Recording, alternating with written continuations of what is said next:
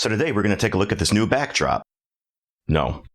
Instead we're going to look at this PAP2 console that I picked up a while back as part of the whole, let me try some random stuff from AliExpress, and well, I think this is the last one, so let's open it up and see what it comes with.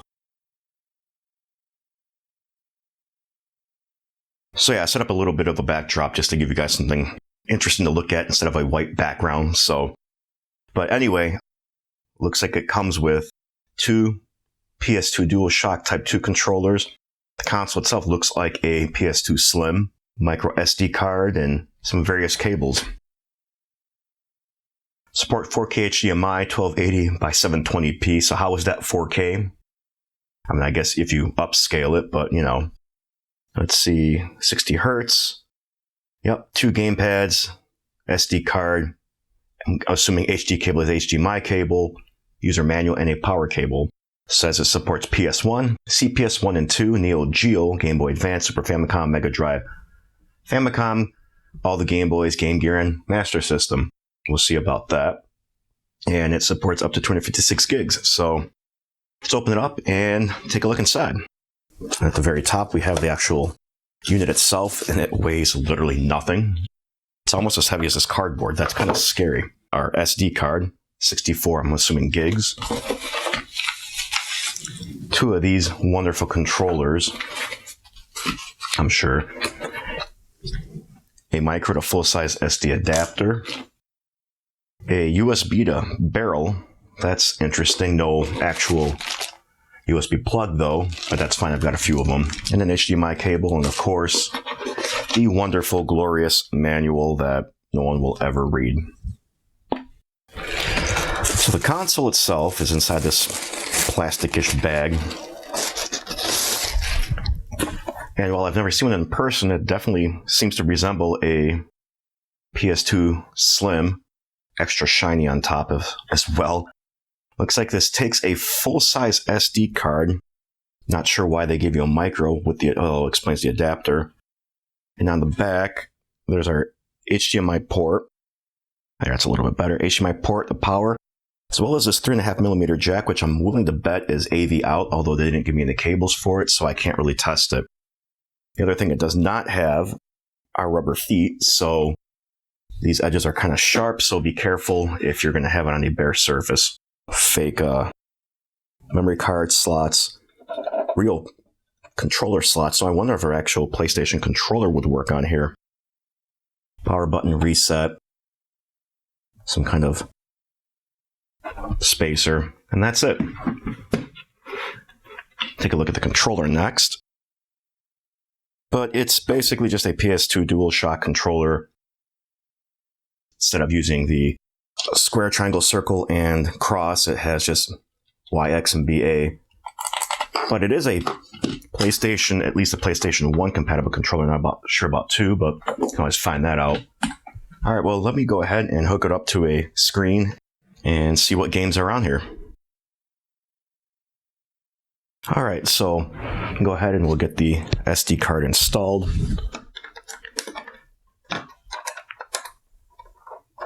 That's a tight fit. We'll get the controller connected.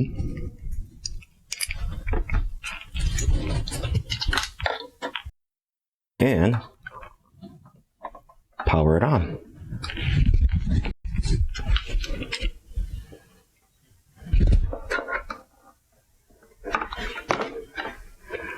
Or not. Oh, there we go. Took a second.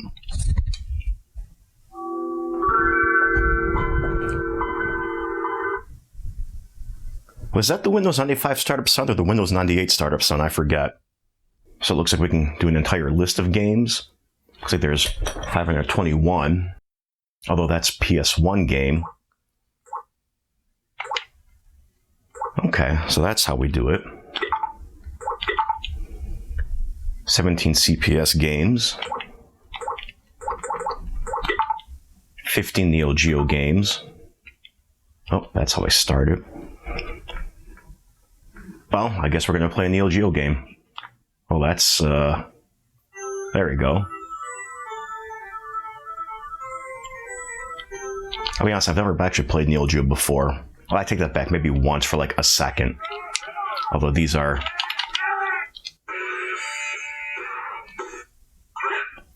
a lot of flickering. It's on screen right now. I have no idea how to play this game. I've never done it before.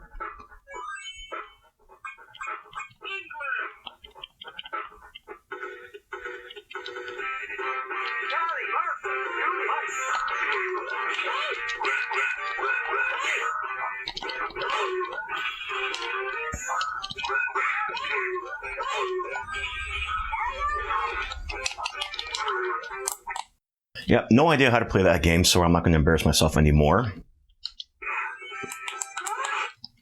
Looks like to get out of the game, you push on both of the thumbsticks, which brings up that menu there. All right, let's see. Oh, I did it again. I'm just going to reset this time. Yeah, at least I didn't steal the PS2 startup sound, right? All right, let's see. NES games. 72 of them. Hey, it's got Super Mario Brothers. Super Mario World is not an NES game. Unless it's like some ROM hack or something like that.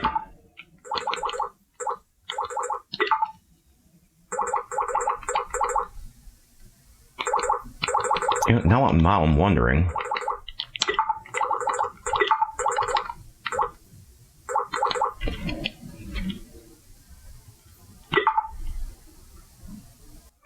Yeah, ROM hack.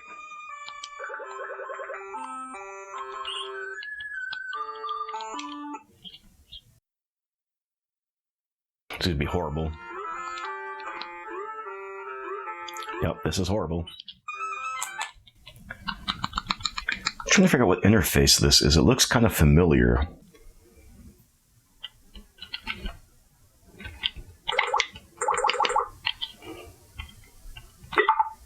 It's like 93 GBA games. Of course, there's going to be Pokemon on here.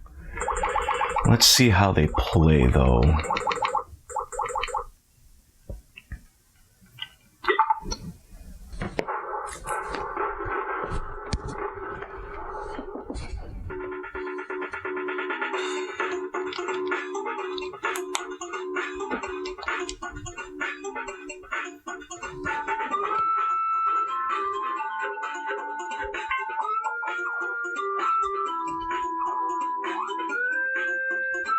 That was a little slow.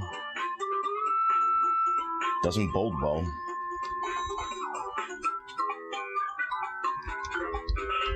We'll skip ahead here.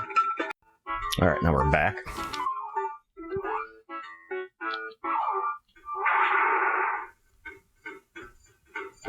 He just clipped through the wall like that. So emulation is not top-notch, apparently.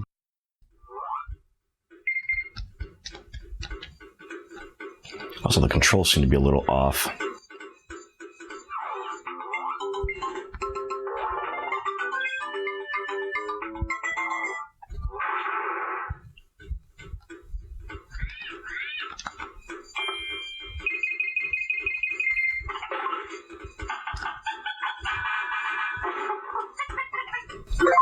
Let's see what kind of options we've got, though. Smooth, scanline, fast. What's fast? Okay, so just pixel mode. And let's see what the scan lines look like. I'm almost afraid. Yeah, they don't scale very well on a 1080p display. Looks a little bit better on camera, at least on the viewfinder here.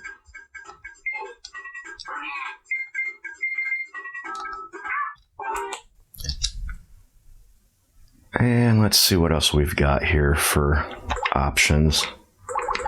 GBC, 32 of those. That should play fine because those are simpler games. Game Boy games, we got 42.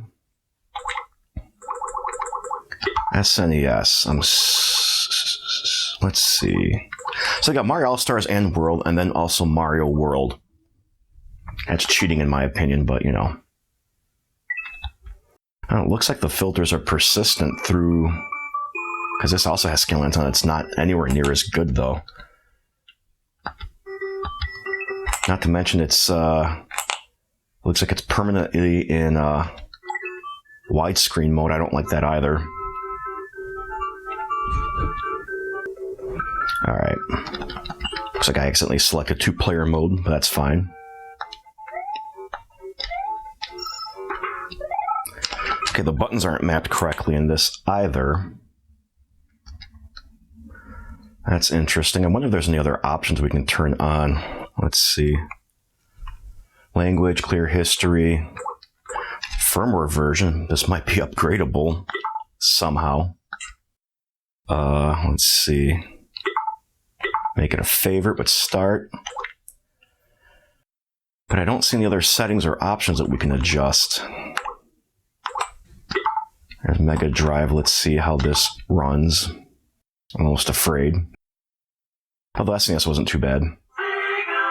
That's a little higher pitched than normal, at least for North America.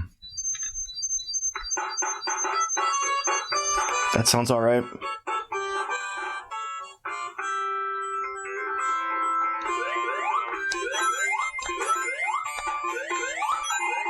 Seems to play all right. Shield, I don't know if it's coming on camera. It looks like it is, so it's got a proper flicker up. There might be frame skip turned on, or at the very least, the timing is a little off, because that's a good way to see if it's good emulation or not, is how Sonic Shield looks. If it's solidly flicking the way it's supposed to, it's good, but if it flickers normally and then skips a few frames, not so much. Yeah, see, even with scanlines turned on, it also turns on that filter that kind of cartoonizes it a little bit. Not a fan of that. But anyway, we got 64 Genesis Mega Drive games. I missed the others. Master System, we've got 20. In Game Gear, we've got 13. All right, let's try some PlayStation here. What's like some Gran Turismo. See how it runs. It's not going to look good with it being all stretched out. At least the FMVs are playing, so that means that the full ISOs are there, although it's possible that they've got everything compressed. Turn the volume up on the TV a little. See if that's loud enough.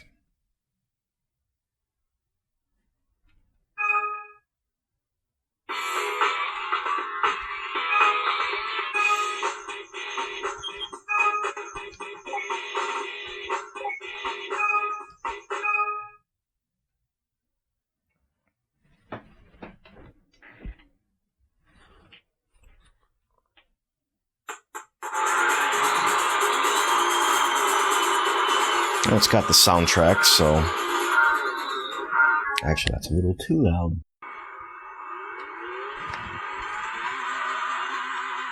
Ooh. Apparently this game did not support analog controls.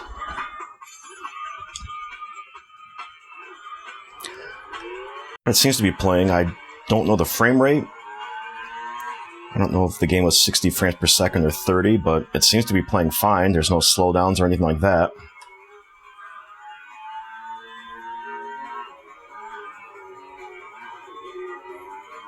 Not good at it, obviously, but... So that seems to be fine.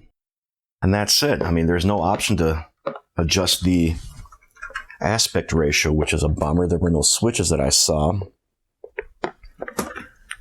Probably have to adjust it on your display if it supports that feature. I don't even know if mine does or not. Well, next thing to do is to tear it down and see what it comes with on the inside. Alright, so we'll take a look and see. Looks like they're just Phillips screws. 1, 2, 3, 4, 5, 6 of them. PH1 maybe? Oh, this one is stuck. There we go. And let's see. No hidden screws or anything. Oh, here we go. Carefully open it up because there is... Oh, and there's a connector on it. Look at that.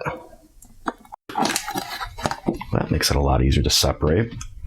And yeah, pretty much what I expected. The controller ports and the SD card reader. Looks like it's a ATM 7039ST. I'll put up on screen what that actually is. There's also a Micron chip. I'm guessing that's the RAM. ATC 2603C. Now, I do see an unpopulated spot for additional RAM, and this is usually, I think, where storage goes. So unless everything is literally on the SD card, I'm not sure where the operating system is being stored. But there are a couple more screws for the actual SoC board. We'll take that out and see if there's anything underneath.